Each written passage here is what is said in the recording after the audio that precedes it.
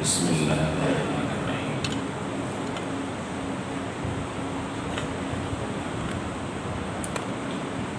وَكُونُوا مَعَ الصَّادِقِينَ۔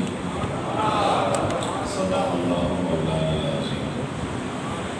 ان اللہ وملائکتہ یصلون علی النبی یا ایھا الذین آمنوا صلوا علیہ وسلموا تسلیما۔ اللہم صل علی سیدنا حبیبنا محمد وعلی آل سیدنا حبیبنا محمد وبارک وسلم علیہ۔ بابا سے بلند الصلاۃ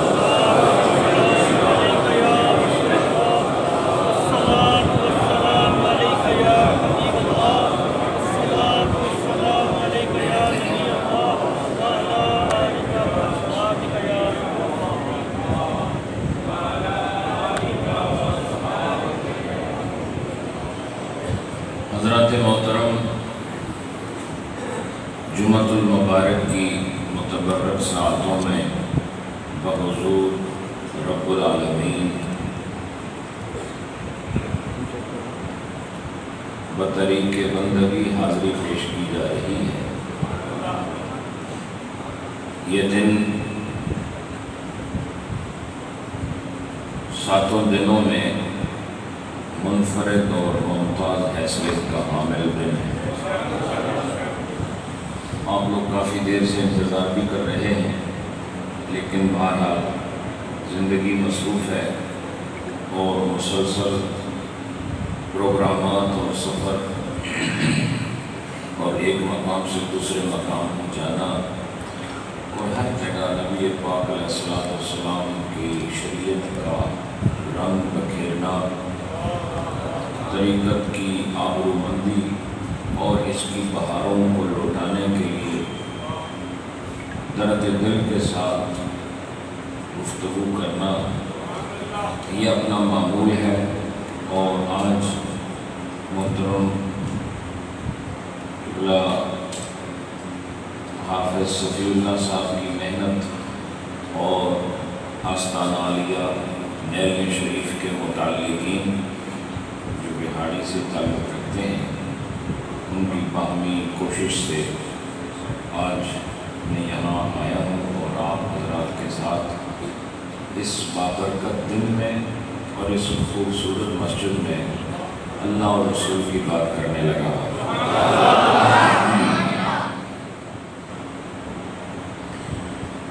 حضرات، اللہ رب العالمین نے اس پوری کائنات کو حکمت اور قدرت کے ساتھ پیدا فرمایا، جبکہ اس سے ضرورت کسی شے کی نہیں ہے۔ اللہ محتاج نہیں ہے، اللہ محتاج الیہ ہے، محتاج ہم ہیں۔ اور جس کا بندہ محتاج ہوتا ہے اسے محتاج الیہ کہتے ہیں۔ ہم محتاج ہیں، اللہ محتاج الیہ ہے، جس کی طرف ساری کائنات کا احتیاج ثابت ہے۔ ہر وجود اپنے ہونے میں اسی کا محتاج ہے۔ اس نے اپنی مرضی اور اپنی مشیت سے اس کائنات کو معدوم سے موجود فرمایا اور اس بے نشان کو نشان حیات عطا فرمائی۔ حضرات، اس مخلوق میں کچھ وہ ہیں جنہیں ذوی العقول کہتے ہیں، کچھ غیر ذوی العقول ہیں، بظاہر جو نطق نہیں کرتے، کلام نہیں کرتے، بظاہر جو عقل نہیں رکھتے، وہ بھی اللہ کی مخلوق کا حصہ ہے، جیسے پتھر ہو گیا، پہاڑ ہو گئے، درخت ہو گئے۔ ان میں پھر ذوی العقول جیسے انسان ہیں، جنات ہیں، اللہ رب العالمین نے ان کو عقل و شعور کی نعمت کے ساتھ سرفراز فرمایا۔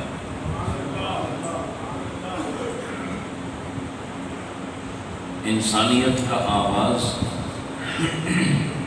حضرت آدم علیہ السلام سے ہے،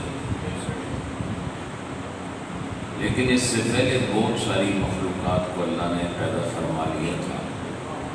جنات بھی پہلے سے موجود تھے، فرشتے بھی پہلے سے موجود تھے،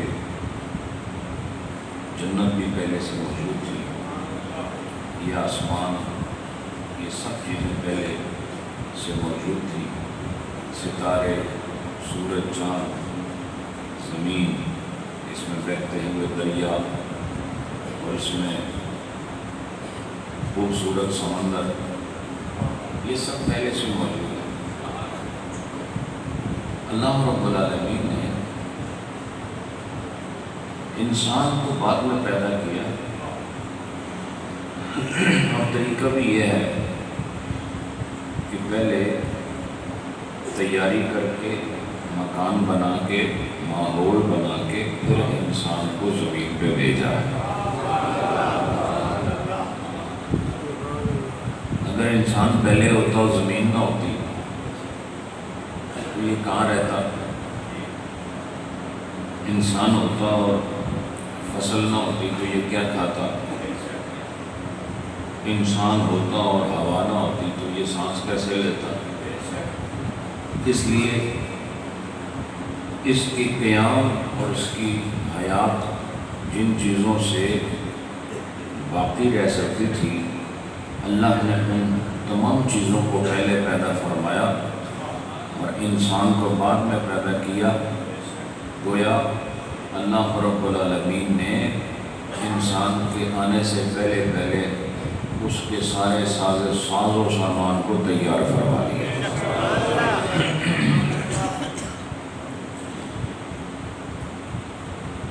اور پھر اللہ رب العالمین نے امتحان کی خاطر، اس کو جانچنے کی خاطر، اللہ نے اس انسان کو نفس عطا فرمایا، ذاتی خواہشات عطا فرمایا۔ جو انسان کے اندر ہی رہنے والی چیز ہے، نفس جو انسان کے اندر رہتا ہے، اور ایک خارجی مزاحم للخیر، ہر خیر سے روکنے والا، ہر برائی کی طرف دعوت دینے والا شیطان، ابلیس، وہ بھی اللہ نے پیدا فرمایا۔ وہ باہر سے حملہ کرتا ہے، اندر نفس موجود ہے، یہ اندر سے حملہ کرتا ہے۔ تو انسان پر دو چیزیں حملہ آور ہیں، ایک خارج سے ہے، ایک داخل سے ہے، ایک باہر سے ہے، ایک اندر سے ہے۔ لہٰذا اللہ رب العالمین نے اس کے مقابلے میں اپنے نبیوں کو بھیجا، اپنے رسولوں کو بھیجا، تاکہ نبی اور رسول نفس کی اصلاح کریں۔ سب سے خطرناک دشمن اندر رہنے والا ہوتا ہے۔ اس دشمن کو اگر ختم کر دیا جائے تو گھر کا ماحول محفوظ ہو جاتا ہے، گھر کے لوگ مامون ہو جاتے ہیں، اور گھر کے افراد محفوظ ہو جاتے ہیں، اور باہر کے دشمن سے نمٹنا پھر قدرے آسان ہو جاتا ہے۔ لیکن اگر گھر میں کوئی دشمن بن جائے تو پھر مصیبت کے پہاڑ ٹوٹنے لگتے ہیں۔ اللہ نے ایسا بندوبست فرمایا کہ اندر والا دشمن بھی دوست بن جائے اور باہر والا دشمن مطلقاً کوشش کے باوجود ناکام ہو جائے۔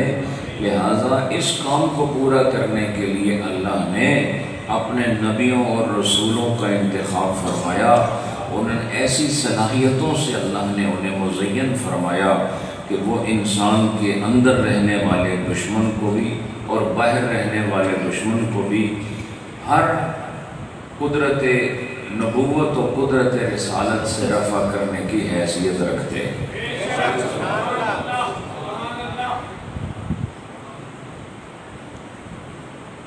باہر والا جو دشمن ہے یہ کبھی دوست نہیں بن سکتا،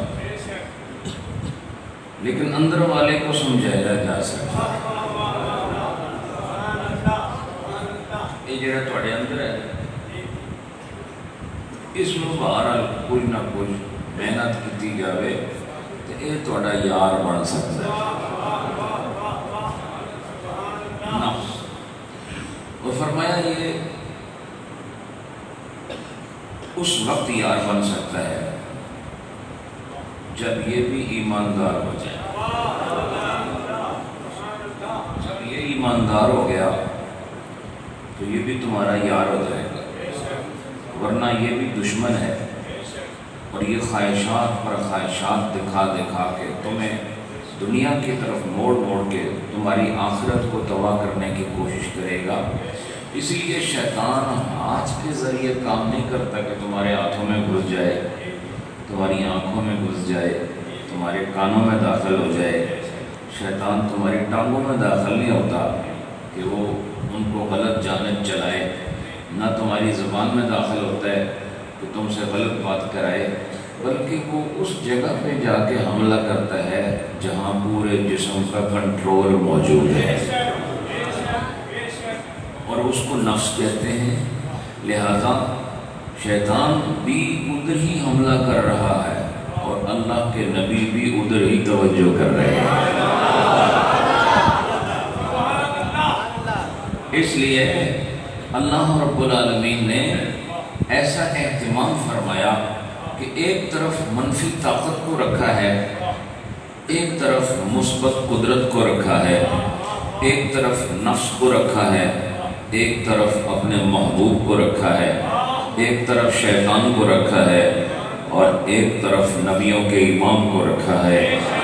اللہ رب العالمین نے ایسا اہتمام فرمایا کہ جو جو نبی کے ساتھ لگتا رہے گا اس کا نفس کلمہ پڑھتا رہے گا، اور جس کے نفس نے کلمہ پڑھ لیا یاد رکھو شیطان کے حملوں سے محفوظ ہو جاتا ہے، اور جس کو اللہ نے شیطان کے حملوں سے محفوظ کر لیا وہ اس دنیا میں ولی اللہ کہلاتا ہے، اور جس کو خدا یہ مقام دے دے پھر اس کا بھی یہ مرتبہ ہو جاتا ہے کہ جن لوگوں کو ایسے ولی کا ساتھ مل جائے انہیں بھی قلب کی حفاظت کا پورا تحفہ عطا کر دیا ہے۔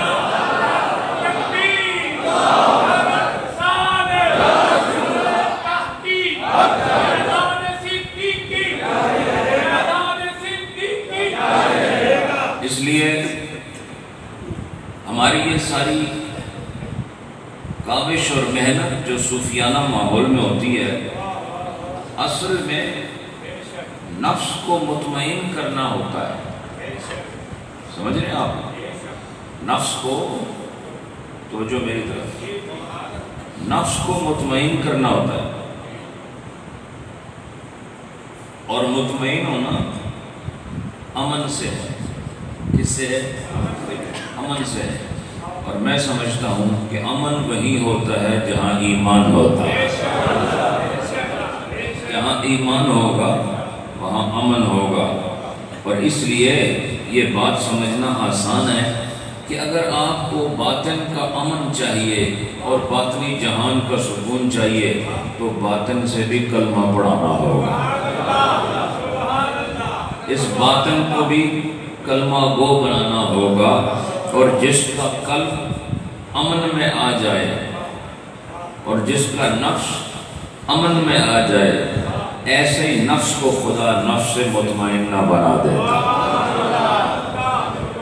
اور نفس مطمئنہ کا بڑا اعزاز ہے حضرات۔ جس کے اندر نفس مطمئنہ پل رہا ہو وہ یوں سمجھے کہ وہ باہر سے اللہ کی شان تخلیق کا مظہر بن کر لوگوں کو اپنا چہرہ دکھا کر، اپنی صورت دکھا کر، اپنی سیرت دکھا کر خدا اور اس کے رسول کے راستے پہ ڈالتا ہے، اور اس کے اندر ایک اور جوان ہوتا ہے بڑا خوب روح، یعنی جسم کے اندر ایک اور جوان ہوتا ہے بڑا خوب روح جوان ہوتا ہے، بڑا لائق افتخار جوان ہوتا ہے، بڑا لائق تحسین جوان ہوتا ہے، اور وہ جوان کون سا ہوتا ہے؟ اسے اللہ رب العالمین نے تیرے اندر رکھا ہوا ہے، اس جوان کو سنوارنے کے لیے پہلے اس جوان سے جوانوں والا کلمہ پڑھانا ہوتا اور وہ نفس نفیس ہو جاتا ہے۔ کیا ہو جاتا ہے؟ وہ نفس نفیس ہو جاتا ہے، اور نفس نفیس نفس مطمئنہ کا درجہ حاصل کر لیتا ہے۔ اور نفس مطمئنہ جس کے اندر موجود ہو، یاد رکھو، سمجھ لو کہ اس کا ایک دل نہیں، اس دل میں کوئی اور دل موجود ہے۔ اور یہ نہ سوچو وہ ایک جان ہے، اس جان میں ایک اور جان موجود ہے۔ اور یہ نہ سوچو وہ صرف مومن ہے، اس مومن کے اندر ایک اور مومن موجود ہے۔ لہذا وہ باہر سے بھی مسلمان ہے، اندر سے بھی مسلمان ہے، وہ باہر سے بھی مومن ہے، اندر سے بھی مومن ہے، وہ باہر سے بھی کامل ہے، اندر سے بھی کامل ہے، وہ باہر سے بھی روشن ہے، اندر سے بھی روشن ہے، وہ باہر بھی مکمل ہے، اندر بھی مکمل ہے، وہ باہروں بھی سونا ہے تو اندروں بھی سونا۔ فرمایا یہ مقام حاصل کرنے کے لیے اس مقام نفس کو مطمئنہ کی حدوں تک لے جانا ضروری ہے۔ اور نفس مطمئنہ اس وقت متشکل ہوتا ہے جب یہ نفس اپنے نفس سے خارج ہو جائے۔ میں گہری بات کر رہا ہوں، جب یہ نفس اپنے نفس سے خارج ہو جائے اور باہر نکل جائے تو یاد رکھو نفس کا جب نفس ختم ہو جائے تو وہاں ایمان آ جاتا ہے، جہاں ایمان آئے وہاں اطمینان آ جاتا ہے، اور ایسے نفس کو پھر خدا نفس سے مطمئنہ فرما دیتا ہے۔ حضرات اس سے پتہ چلا ہماری آپ کی جو یاری ہے وہ اسی لیے ہے کہ ہم اپنے نفوس کو اپنے نفوس سے آزاد کر کے اس کو ایمان کی روشنی دے دیں۔ اور جس کو یہ مقام حاصل نہیں ہو رہا تو اس کو غور کی ضرورت ہے کہ کیا واقعی وہ صوفیانہ روش پر رواں بھی ہے کہ نہیں؟ کیا اس نے یہ سلوک کی جو منزل اختیار کرنے کا وعدہ کیا ہے اس کا سفر ابھی شروع ہوا بھی ہے بھی کہ نہیں؟ لہذا جس کا اندر مطمئن نہیں ہو سکا، یاد رکھو وہ صوفی نہیں بن سکتا ہے۔ اور میں آپ کو یہ بھی بتا دوں کہ جس کو خدا نفس مطمئنہ دے دے اس کا مقام کیا ہے، میں عرض کرتا ہوں، صرف فقط نفس کا ہونا وہ یہ ہے کہ خوراک مل جائے تو آدمی خوش ہو جاتا ہے، لباس مل جائے تو آدمی خوش ہو جاتا ہے، اونچا مکان مل جائے تو آدمی خوش ہو جاتا ہے، بڑی دکان مل جائے تو آدمی خوش ہو جاتا ہے، بال بچے پیدا ہو جائیں تو آدمی خوش ہو جاتا ہے، جاہ و حشمت کرسی اور تخت و تاج مل جائے تو آدمی خوش ہو جاتا ہے۔ یہ عام نفس کی بات ہے، جس میں کافر کا نفس بھی یہی چاہتا ہے، جو غیر مسلم ہے اس کا نفس بھی یہی چاہتا ہے، مشرک اور غیر موحد کا نفس بھی یہی چاہتا ہے، اور مومن جو عام مومن ہے اس کا نفس بھی یہی چاہتا ہے۔ اس سے پتہ چلا نفس کا عین نفس میں رہنے سے کوئی فرق نہیں پڑتا، اس نفس کے نفس کو نکالنا پڑتا ہے اور اس نفس سے نفس کو باہر کرنا پڑتا ہے۔ اور جب باہر ہو جائے پھر نہ یہ عمارتوں سے خوش ہوتا ہے، نہ مزارتوں سے خوش ہوتا ہے، نہ بڑے کنبے قبیلے سے خوش ہوتا ہے، نہ اونچی اور خوبصورت پوشاک و عمارات سے خوش ہوتا ہے، نہ اسے دنیا کی لالچ سے خوشی ہوتی ہے۔ فرمایا جس کے نفس سے اللہ نے نفسانی کیفیات کو خارج کر دیا، یہ کس سے خوش ہوتا ہے؟ یہ اس سے خوش ہوتا ہے جس سے خدا خوش ہوتا ہے، چونکہ اب اس کا تعلق جان سے نہ رہا۔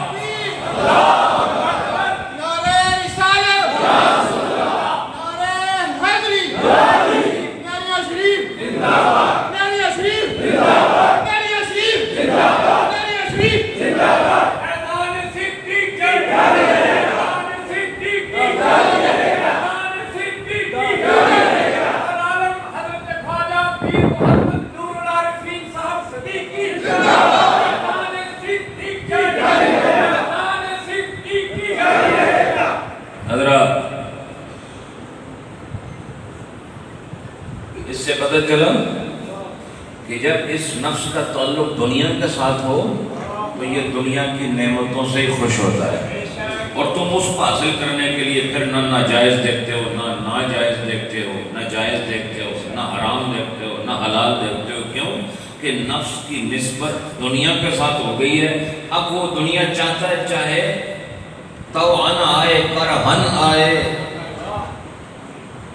ممنوعاً آئے، مکروہاً آئے، مشروعاً آئے، جیسے بھی آئے، بس کہتا آتا جائے۔ لیکن جب یہ خدا کے ساتھ مل جائے تو اس کی آگے ایمان کا فلٹر لگ جاتا ہے، پھر اندر وہی آ سکتا ہے جسے اجازت ہوتی ہے۔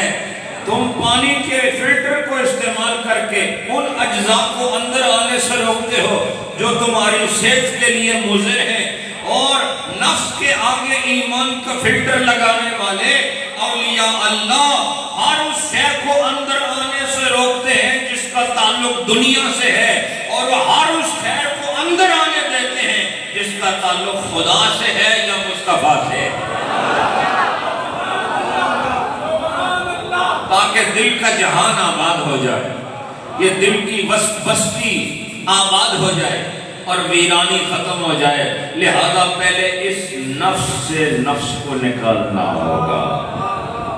میں نے آج جو آپ کو جملہ دیا ہے کیونکہ مجھے ملا تو میں نے آپ کے حوالے کر دیا، لہذا یہ عجب بات ہے کہ انسان، رومی صاحب نے بھی یہ فرمایا ہے کہ جب تک تو اپنے آپ سے آزاد نہیں ہو جاتا، جب تک اپنے آپ سے آزاد نہیں ہو جاتا تو ہمیشہ قیدی رہے گا، نفس کا قیدی رہے گا، خواہش کا قیدی رہے گا، تو اپنے جذبات کا قیدی رہے گا، اپنی آرزوؤں کا قیدی رہے گا۔ لیکن جس دن تو اپنے آپ سے خارج ہو گیا، اپنے آپ سے باہر ہو گیا، اس وقت تجھے آزادی مل جائے گی۔ اور وہ کیا؟ تو نفس کی قید سے آزاد ہو کر ایک اور نفس مطمئنہ کی قید میں چلا جائے گا، ایک نفس سے نکلے گا دوسرے نفس میں چلا جائے گا۔ ایک نفس وہ ہے جو دنیا کے ساتھ تعلق رکھتا ہے، اس سے نکلا، اس نفس میں داخل ہو گیا جس کا مقصد ہی خدا کو راضی کرنا ہے۔ لہٰذا فرمایا کہ اس قید سے نکلنا ضروری ہے۔ لہٰذا کیسے قید سے نکلیں؟ عجب بات ہے، قید سے کیسے نکلیں؟ فرمایا بہت آسان ہے، اپنی خواہش چھوڑ دے، اپنی بات چھوڑ دے، اپنا حکم چھوڑ دے، اپنا فیصلہ چھوڑ دے، اپنی چاہت چھوڑ دے، اپنی آرزو چھوڑ دے، اپنی تمنا چھوڑ دے، اپنا آپ چھوڑ دے، اپنے آپ سے آزاد ہو جا۔ جب تو اپنے آپے سے باہر آ جائے گا، آپ نے یہ لفظ سنا ہوگا، آپے سے باہر ہونا، لوگ اس کو استعمال کرتے ہیں غصے کے لیے۔ میں آپ سے کہہ رہا، یہ دنیا والوں نے اپنے آپ سے آزاد ہونے کو غصے کی علامت کہا ہے، لیکن آپے سے باہر ہونے کا صوفیاء کے جہان میں اتنا بڑا مرتبہ ہے کہ جو آپے سے باہر نکل جائے تو آپ نہ رہا، پھر پیچھے کیا رہا؟ پھر نبی کے جلوے ہیں، پھر قرآن کا نور ہے، پھر عرش کا سرور ہے۔ تو اپنے آپ سے نکل کر دیکھ تو صحیح، تجھے عالم غیب نظر آئے گا، تجھے عالم بالا نظر آئے گا۔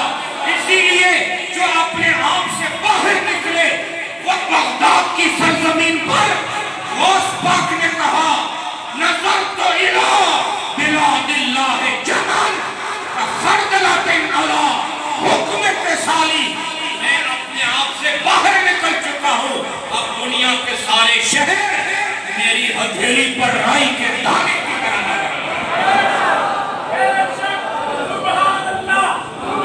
حضرات پتہ چلا، اپنے آپ کو باہر آ کے دیکھو تو صحیح۔ عجب بات ہے کہ آپ نے اپنے ہاتھ خود باندھے ہوئے، ایسا قیدی بھی دیکھا آپ نے جس نے اپنے پاؤں خود باندھے ہوئے ہوں؟ ایسا قیدی بھی دیکھا آپ نے جس نے خود ہی اپنے گلے میں رسا ڈال رکھا ہو؟ اور صوفیہ کہتے ہیں توڑ دیں ان رسیوں کو۔ کھول دے ان گرہوں کو، آزاد ہو جا۔ اور آزاد ہو جا کس چیز سے؟ نفس کی قید سے آزاد ہو جا۔ تو یاد رکھ، جو نفس کی قید سے آزاد ہو جائے پھر اسے نفس کا سرور دیا جاتا ہے۔ نفس اور ہے، نفس اور ہے۔ یاد رکھو، اگر فا ساکن کے ساتھ پڑھو گے تو نفس ہے، اور فتحہ اور زبر کے ساتھ مفتوحہ پڑھو گے تو پھر نفس ہے۔ اور یاد رکھو، نفس اور ہے، نفس اور ہے۔ اور نفس کیا ہوتا ہے؟ اولیاء اللہ کے زرین، قیمتی، روحانی وہ کلام جن سے دنیا والے دنیا چھوڑ کے آخرت کو پسند کر لیتے ہیں۔ ایک کتاب ہے اس کا نام ہے انفاس العارفین، یہ بھی ذہن میں آیا۔ وہ نفس کی جمع انفاس آتی ہے اور نفس کی جمع نفوس آتی ہے۔ یہ اور دونوں لفظ میں زبر کی وجہ سے فرق ہو گیا، ایک ساکن ہے اور دوسرا مفتوح ہے۔ جو ساکن ہے وہ نفس ہے جس کی بات ہو رہی ہے، اس کی جمع نفوس آتی ہے، اور جو زبر کے ساتھ ہے وہ نفس ہے۔ نفس سانس کو بھی کہتے ہیں، اصل میں نفس کسے کہتے ہیں؟ سانس کو کہتے ہیں۔ اور سونیاں دیاں سونیاں گلاں نو بھی نفس کہتے ہیں۔ سمجھ آئی کہ نہیں؟ یہ کیا وجہ ہے؟ میں جو مجھے خدا اس کا معنی دے رہا ہے نا، اس صفحہ نورانی پر ہے جی، یہ صفحہ و کرتاس کاغذی نہیں ہے، یہ روحانی ہے۔ اس کتاب کے وقت ضرور ہیں لیکن ہاتھوں سے نہیں پلٹے جاتے، یہ اداؤں سے پلٹے جاتے ہیں۔ حضرات، اس کا معنی یہ ہے کہ نفس کو بات کیوں کہتے ہیں؟ حالانکہ وہ تو سانس کو کہتے ہیں۔ یہ ساہ لیندے ہو، ہوا اندر جاندی ہے واپس آمدی ہے، انہوں نفس کہتے ہیں۔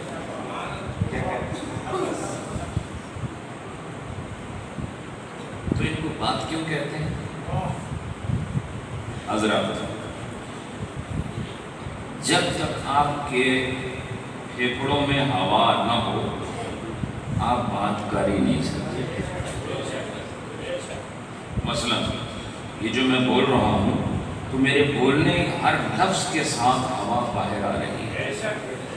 کبھی چیک کر لیں، ہوں نہ کرے ہو جس دن میں چلے جاؤں پھر پریکٹس کرے ہو، اس طرح اپنے منہ کے آگے ہاتھ رکھنا اور کچھ باتیں کرنا تو تمہاری انگلیوں پر تمہارے منہ سے ہوا ٹکرائے گی۔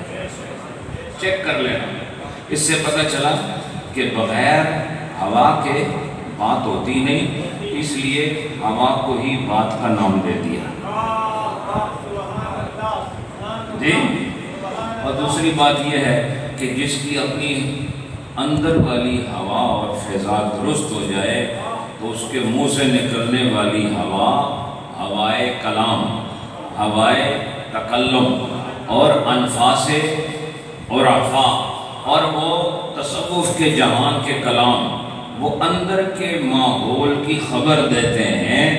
جیسی ہوا ہو ویسے لفظ ہوتے ہیں، جیسا موسم ہو ویسا کلام ہوتا ہے، جیسے اندر بہار ہو ویسے گلشن کھلتے ہیں۔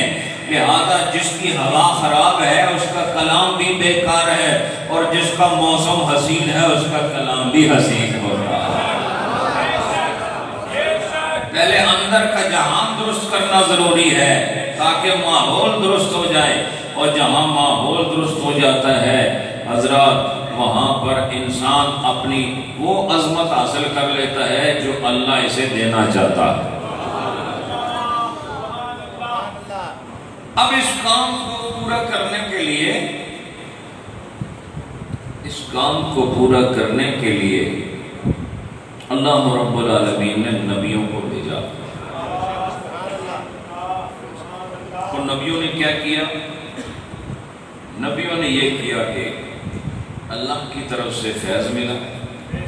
ایک بات یاد رکھیں، نبیوں کو جو بھی فیض ملتا ہے وہ بغیر محنت کے ملتا ہے۔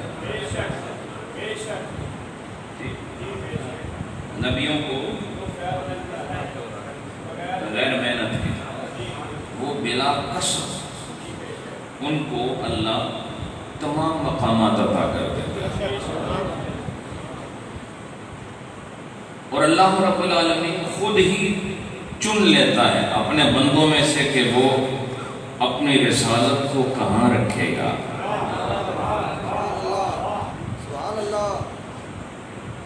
جہاں وہ چاہے وہاں اپنی رسالت کو رکھ دے گا، اور جس کو چاہے گا کہ اس کے اندر اپنی رسالت کو رکھے، حیث یجعل رسالتہ، جہاں چاہے گا اپنی رسالت کو رکھے گا، اور جہاں رسالت کو رکھے گا اسے پہلے سے معلوم ہے کہ وہ کہاں رکھے گا، تو جو اسے معلوم ہے اس معلوم کے ماحول سے وہ اپنے نبی کو اور اپنے رسول کو وہ سارے کمالات ابتداءً ہی دے دیتا ہے جس کی وجہ سے نور رسالت قوموں میں عام ہوتا ہے۔ نبیوں کو نماز پڑھنے کی وجہ سے نبوت نہیں ملتی، نہ ان کو عبادات مکمل کرنے کی وجہ سے نبوت ملتی ہے، بلکہ وہ نبی پہلے بنتے ہیں، عبادت بعد میں شروع ہوتی ہے۔ وہ عبادت جو اللہ کی طرف سے فرض ہو وہ بعد میں شروع ہوتی ہے، پہلے ان کو نبوت اور رسالت عطا ہو جاتی ہے، اور ان کو اللہ اسی لیے معصوم بناتا ہے کہ یہ ساری قوم میں حجت ہوتے ہیں، حجت،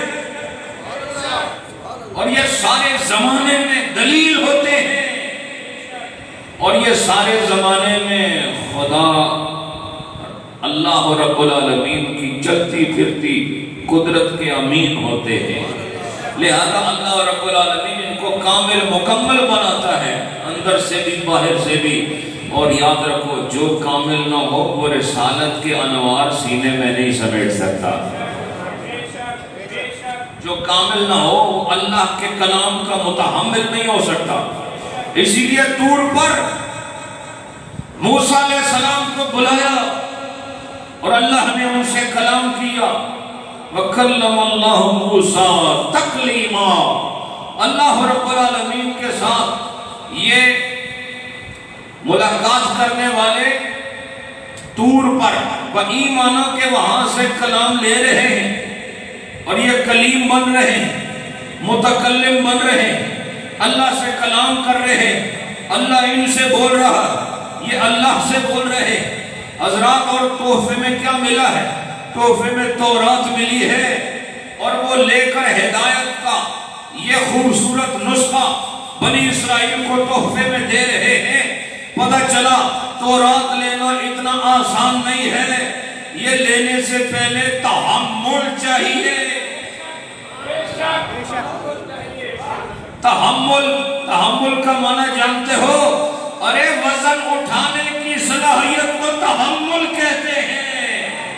جو وزن اٹھا سکے یہ شان تحمل والا ہوتا ہے، اور یہ شان پہلے سے ہی نبی کو عطا کر دی جاتی ہے، لہذا وہ زبور کا نزول ہو، وہ انجیل کا نزول ہو، وہ تورات کا نزول ہو، سب سے پہلے انہیں صلاحیت دی جاتی ہے، کلام بعد میں دیا جاتا ہے۔ اس لیے اللہ کا کلام اس گوشت اور پوست کے ایک خانے میں رکھ دینا آسان بات نہیں ہے، لہذا یہ دل کتنا سا ہے، اس کا حجم کیا ہے، اس کا وزن کیا ہے، لیکن اللہ رب العالمین اسی چھوٹے سے ٹکڑے کو اپنی قدرتوں سے کائنات سے بھی زیادہ وسیع کر کے اپنے کلام کی قدرتیں نازل فرماتا۔